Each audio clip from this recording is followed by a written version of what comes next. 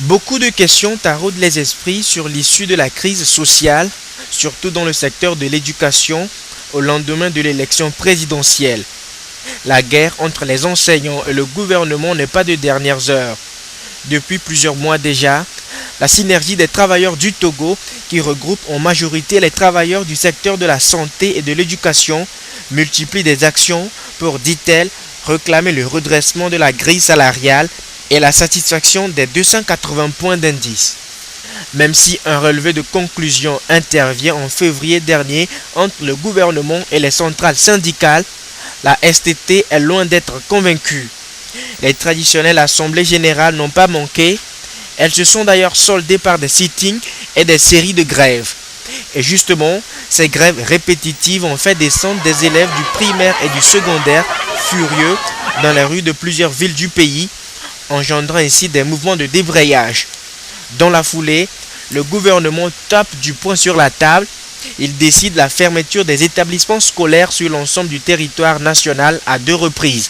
Du coup, les apprenants se retrouvent en congé technique. Les cours ont repris le 4 mai dernier après le prolongement des congés de Pâques et le scrutin présidentiel.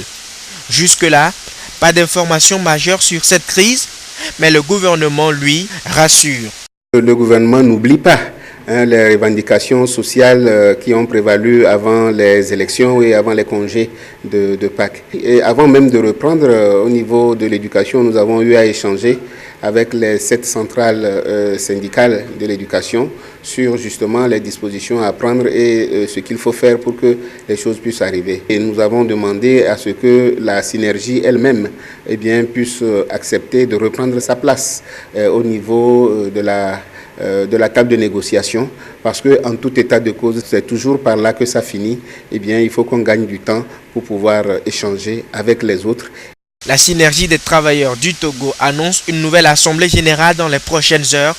Le ministre en charge de l'éducation lui lance un appel. Je souhaiterais tout simplement que ça puisse être plutôt dans le cadre de la recherche de l'apaisement plutôt que de la relance encore des problèmes de grève. Les grèves telles que nous les avons connues n'ont porté aucun bénéfice à qui que ce soit. Et nous avons plutôt déploré des victimes, des casses. Et je ne crois pas que la synergie ou bien les responsables de la synergie soient dans cette logique-là. Selon Florent Maganawe, les dates des examens nationaux sont maintenues pour l'heure. Le baccalauréat deuxième partie se tiendra du 18 au 21 juin, le probatoire du 21 au 24 juillet, le CEPD du 16 au 18 juin et le BEPC du 30 juin au 3 juillet. Toutes les attentions seront désormais tournées sur l'issue de cette crise sociale et le sort réservé cette année au secteur éducatif.